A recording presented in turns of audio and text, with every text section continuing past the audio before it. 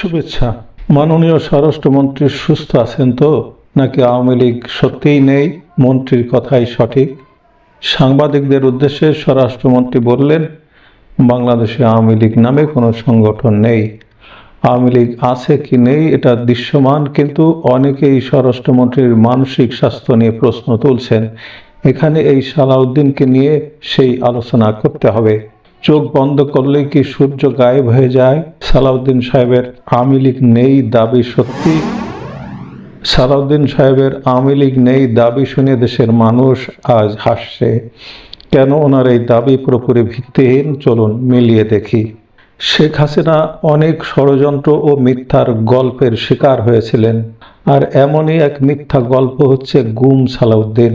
বাংলাদেশের রাজনীতির বহুল আলোচিত এক রহস্যজনক চরিত্র হচ্ছে গুম সালাউদ্দিন। তিনি ছিলেন একজন সরকারি কর্মকর্তা। 1991 সালে খালেদা জিয়া ক্ষমতায় এলে রাতারাতি খালেদা জিয়ার এপিএস বনে যান সালাউদ্দিন। মজার বিষয় হচ্ছে, চাকরিরত অবস্থায় খালেদা জিয়ার এপিএস পদটি নিয়েছিলেন সালাউদ্দিন। পরবর্তীতে লোক লজ্জায় পড়ে চাকরি ছেড়েছেন। বাংলাদেশের সবচেয়ে লাভজনক ব্যবসার নাম হচ্ছে রাজনীতি। তাই খালেদা জিয়ার এপিএস হয়ে চাকরি ছেড়ে সালাউদ্দিন যোগ দিয়েছিলেন রাজনীতিতে। রাজনীতিতে যে যত সুন্দর করে গুছিয়ে মিথ্যা কথা বলতে পারে, সে তত বড় নেতা। এই বাক্যটি সালাউদ্দিনের জীবনে আলাদিনের চেরাগ হয়ে ধরা দিয়েছিল। 1996 সালেই ধানের শীষে এমপি নমিনেশন বাগিয়ে নিলেন। এরপর 2001 সালে এমপি নির্বাচিত হয়ে যোগাযোগ প্রতিমন্ত্রী ও পরবর্তীতে 2006 সালে একলাফে বিএনপির যুগ্ম সাধারণ সম্পাদকের দায়িত্ব লুফে নেন। কোনোদিন রাজনীতি না করেও এইভাবে সরকারি আমলারা বাংলাদেশের গণতন্ত্র ও রাজনীতি দুটোকেই নিজেদের পকেটে ঢুকিয়ে রাজনীতিকে গণতন্ত্রের বেশ্যাখানায় রূপান্তরিত করেছে। এটা অনেকেই বিশ্বাস না করলেও এটাই সত্যি। আওয়ামী লীগ বাংলাদেশের রাষ্ট্র ক্ষমতায় এসেছে 2009 সালে। 2015 সাল পর্যন্ত সালাউদ্দিন শেখ হাসিনা সরকারের আমলে নিরাপদ ছিলেন। 2015 সালের 10 মার্চ উত্তরা আবাসিক এলাকা থেকে অপহৃত হয়েছেন তিনি। এরপর 2 মাস তাকে আর খুঁজে পাওয়া যায়নি। শুরু হয় গুম সালাউদ্দিন নাটক। আশ্চর্যজনকভাবে তাকে 2 মাস পর ভারতের শিলংয়ের একটি গল্ফ মাঠে দেখা যায়। 2009 সালে মার্কিন ডিপ স্টেটের অর্থায়নে শেখ হাসিনার সরকার পতনের জন্য আয়নাঘর নাটকের সৃষ্টি করা হয়েছিল। শেখ হাসিনা দেশ থেকে নির্বাসিত হওয়ার 2 বছর পার হয়ে গেলেও সরকার আয়নাঘর দেখাতে পারেনি। চোখ মুছতে মুছতে গোলাম আজমের পুত আমান আজমির নতুন গামছা নিয়ে বের হওয়া ছিল জাতির সাথে তামাশা। 2022 সালে সুইডেন ভিত্তিক নেত্র নিউজ আয়নাঘর গল্প আবার মানুষের সামনে নিয়ে আসে। বছরের পর বছর ধরে চলা বিশাল গুজবের আয়নাঘর থেকে বের হয়ে এসেছে মাত্র 3 জন বন্দী। 16 বছরে আয়নাঘর থেকে হাজার হাজার বন্দী বের না হয়ে মাত্র 3 জন বের হয়েছে। রাজনীতির সবচেয়ে বড় উপহাস ও মিথ্যাচার হচ্ছে এই আয়নাঘর। সারা দেশে 200টি আয়নাঘরের গুজব ছড়ানো এই আয়নাঘর থেকে মাত্র 3 জনকে পাওয়া গেল। 2015 সালে গুম হওয়া সালাউদ্দিন আয়নাঘরে ছিলেন না। মাত্র 2 মাস পর বিশ্ববাসী তার প্রমাণ হাতে নাতে পেল। সালাউদ্দিন নিশ্চয়ই কাঁটাতারের বেড়ার উপর দিয়ে লং জাম্প দিয়ে ভারতে যাননি। 2015 সালের 12 মে মেঘালয়ের হাসপাতাল থেকে তার স্ত্রীর সাথে কথা হয়।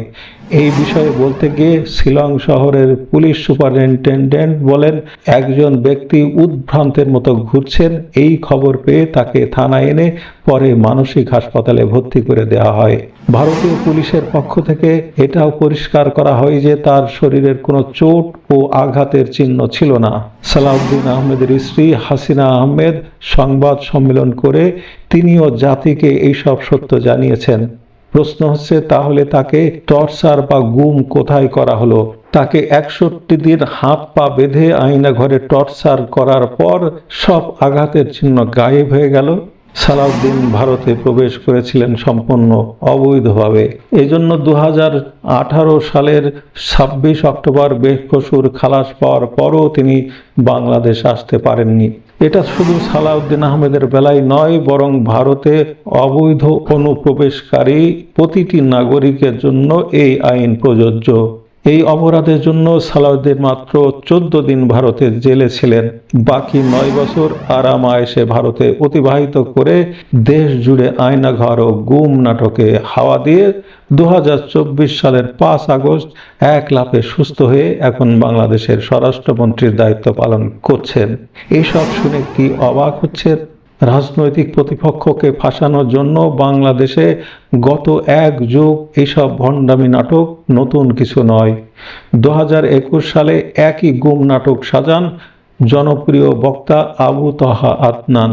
এরপর প্রথম স্ত্রীর বান্ধবীর রংপুর নগরীর কলেজ রোডের চারতলা মোড়ের বাসা থেকে উদ্ধার হন। কলেজ রোডের ভাড়া করা প্রথম স্ত্রীর চারতলা বাসাকে আয়নাঘর সাজিয়েছিলেন আবু তাহা আদনান। কলেজ রোডে ভাড়া করা প্রথম স্ত্রীর চারতলা বাসাকে আয়নাঘর সাজিয়েছিলেন আবু তাহা আদনান। একইভাবে গুম সালাউদ্দিনের গুমের নাটকের ধারাবাহিকতা রক্ষা করেন 2017 সালে ফ্রড মোজাহার। 3 জুলাই তিনি গুম ও আয়নাঘর নাটক করেন, কিন্তু পুলিশের উন্নত প্রযুক্তির কাছে ধরা খেয়ে যান। পুলিশ তার মোবাইল ট্র্যাকিং করে তাকে হানি পরিবহনের বাস থেকে উদ্ধার করে। এরপরও সব দোষ চাপিয়ে দেওয়া হয় শেখ হাসিনার উপর। শত শত আয়নাঘর, কিন্তু বন্দী উদ্ধার হয় মাত্র 3 জন। আর আয়নাঘর ও গুমের নাটক করে মুখোশ ফাঁস হয় আরও 3 জনের। এদের নাম একসময় বলা যাবে। সেই গুম সালাউদ্দিন নাটকের মূল চরিত্র সালাউদ্দিন আহমেদ যখন আওয়ামী লীগের 77তম প্রতিষ্ঠাবার্ষিকী উপলক্ষে 97,000 সৈন্য সমাবেশ করে বলেন আওয়ামী লীগ বলে কোনো সংগঠন নেই, তখন তিনি তার এই বক্তব্যের মাধ্যমে তার নিজের ও রাষ্ট্রকে সম্পূর্ণ হাসির পাত্র বানিয়ে ফেলেছেন। যদি তিনি সত্যিকারের মানসিক রোগী হয়ে থাকেন এবং ভারতের হাসপাতালে চিকিৎসা নিয়ে থাকেন, তবে অবশ্যই তার পূর্ণ মানসিক চিকিৎসা হওয়া দরকার। স্বরাষ্ট্রমন্ত্রী হিসেবে পৃথিবীর কোনো রাষ্ট্র কোনো মানসিক রোগীকে আশা করে না নিশ্চয়।